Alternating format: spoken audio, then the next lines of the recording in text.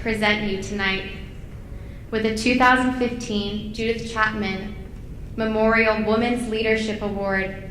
Thank you so much for all you do for our local and global Jewish community.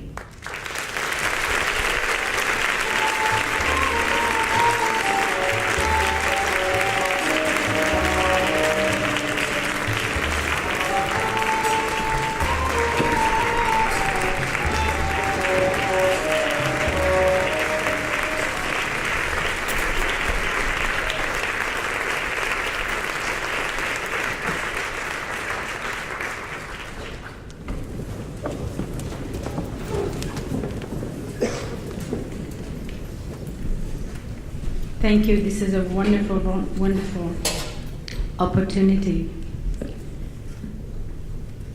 A few months ago, I spoke at a group of prisoners at San Quentin, and at the end, I thanked them for being such a captive audience.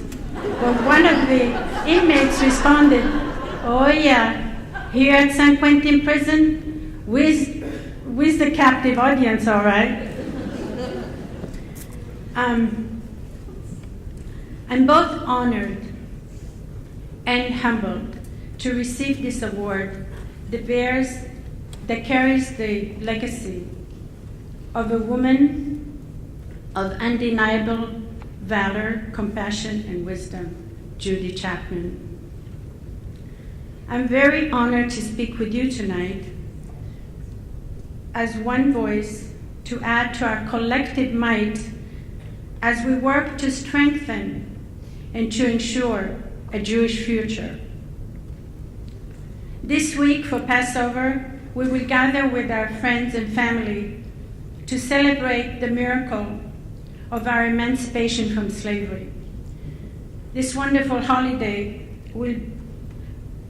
has bittersweet reminder that we have come so far within our history of struggle and persecution, but the freedom, health, and safety of the Jewish people should never, never be taken for granted. As we all know, this world can be a very dangerous place, and the recent global anti-Semitism has left many of us concerned and fearful. I am intimately aware of dangers, these kind of dangers, having experienced firsthand anti-Semitism and terror. I was born in Tripoli, Libya, into a proud Sephardic family and a prosperous Jewish community that had existed for over 2 millennia. In 1948, with the establishment of the State of Israel, life as my family and I knew it ceased to exist. Almost overnight, Jews of our community were coping with the increasing hostile environment, denied citizenship, and forbidden to leave the country. In June of 1967, I was 19 when the Six-Day War had broken between Israel and its Arab neighbors. In Tripoli and Benghazi, mob took to the street and shouted, "Adbah al-Yahud," slaughter the Jews. They burned Jewish homes and businesses, including my own father's warehouse. With the violence escalating and recognizing how dangerous the situation had become, I was forced to hide at the home of a British family. Eventually, we were expelled, our property was confiscated, and we were left with no other choice but to leave. We had no place to go. We were anxious and terrified. We only had $20 in our pockets and one suitcase per person. We headed off to the airport on a bus. Halfway there, the bus driver pulled over on the side of the street. I sensed that something was wrong, and I darted off the bus and immediately called the British man who kindly hid me in his home.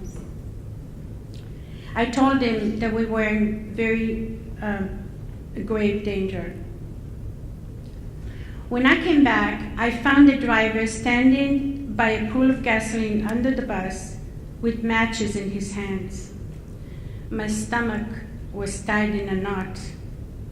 I felt faint. I was paralyzed with fear and helplessness. That moment, my family's existence was dependent on one box of matches.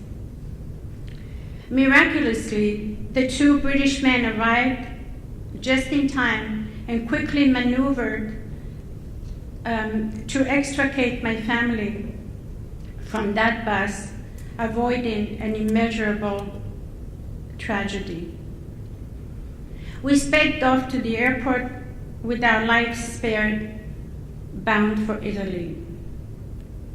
In 1969, 2 years after my expulsion, at the age of 21, I immigrated to the United States by myself. My only possessions were my clothes and $200 in my pocket. I was confident that upon arriving in San Francisco, I would be welcomed by a country that embraced us, caring deeply for the injustices committed against us.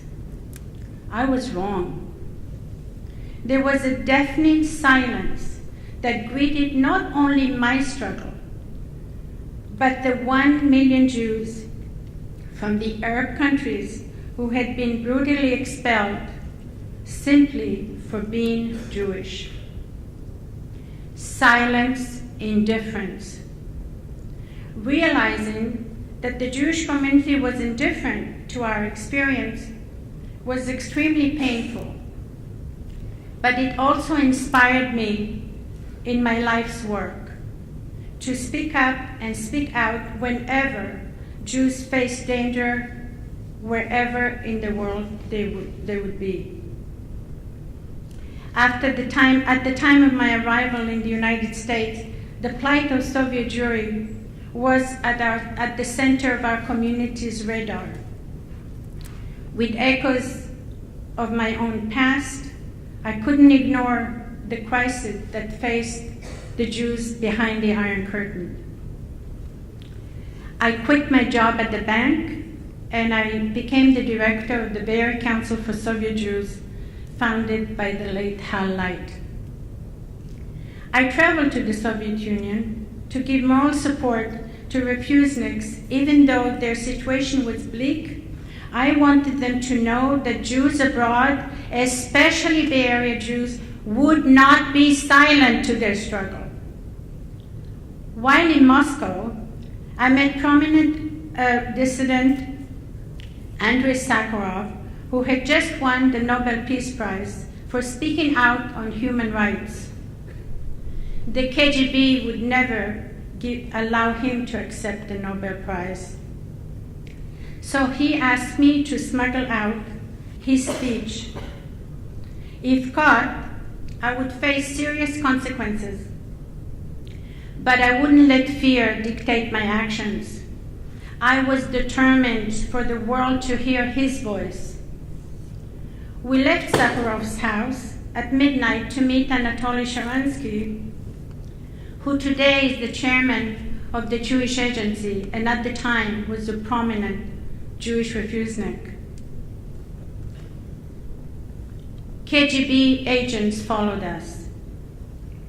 A few hours later, I was on a plane to Leningrad when I realized that I had lost my address book where I had kept Andrei Sakharov's acceptance speech, photographs of prisoners, and much incriminatory documentation. If the KGB found it, they would arrest Andrei Sakharov and they would punish the prisoners in the photographs. I was gripped by anguish and guilt. Upon landing in Leningrad, I visited the Refusnik family. To my astonishment, they handed me back my precious address book. Sharansky had found it in the car where we had met and sent a young Refusnik to Leningrad to make sure that the contraband would be smuggled out of the country. These efforts resulted in Sakharov's wife, Elena Bonner, subsequently reading the speech in Oslo. The KGB never found out how Sakharov's speech was smuggled out, but soon after, the FBI tried to recruit me. I felt privileged to have played a small part in supporting Soviet Jews during the darkest hour. This work inspired me to speak up for one of the issues even closer to home. 10 years ago, with Joe Wahed of blessed memory, I co-founded Gina, Jews indigenous to the Middle East and North Africa. Gina is dedicated to the preservation of Mizrahi and Sephardic culture and history and seeks recognition for nearly 1 million Jews who were displaced from 9 Arab countries. Sadly, 99% of the Arabs' Jewish population fled or were expelled from their homes in this century. Today, only 5,000 remain in Morocco and Tunisia. That is why it's so important for me to use my newfound freedom and have a platform to celebrate and share my family's rich cultural tradition and compelling history. I have experienced what it's like to feel powerless in a world where it seems like extremists have the upper hand. But I also know how to be powerful. It's through the simple act of speaking up in defense of Jews wherever and whenever they are in need. It is through a simple act of speaking up in defense of persecuted people whose voices have been crushed by their oppressors.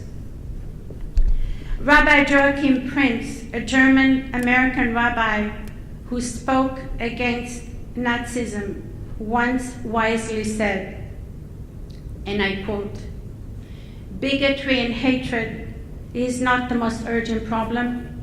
The most urgent, the most disgraceful, the most harmful, and the most tragic problem is silence."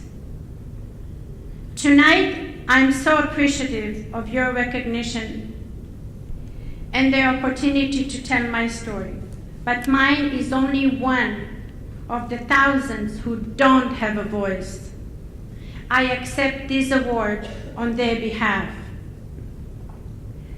Leadership is triggered by compassion and thought that we commit to every day, which impacts other people's lives.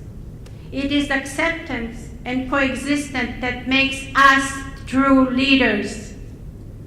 It is imperative that we, men and women, make that small effort to move out of our comfort zone, to extend ourselves to the well-being of humanity. We can do it with our voices, we can do it with our actions, and we can do it with our financial support. It is our tikkun olam. It is our responsibility to repair the world. Together, we shall never be silenced. Please hold the hand of the person next to you and repeat after me. We are the power of one. We are the power of one. Thank you.